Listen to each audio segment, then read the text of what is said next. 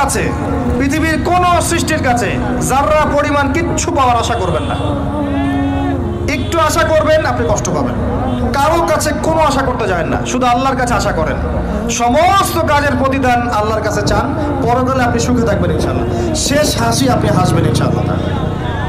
এছাড়া আমি কোনো সলিউশন দেখি না ভাই। আমি কলিজা থেকে কথাগুলো বললাম আপনাকে,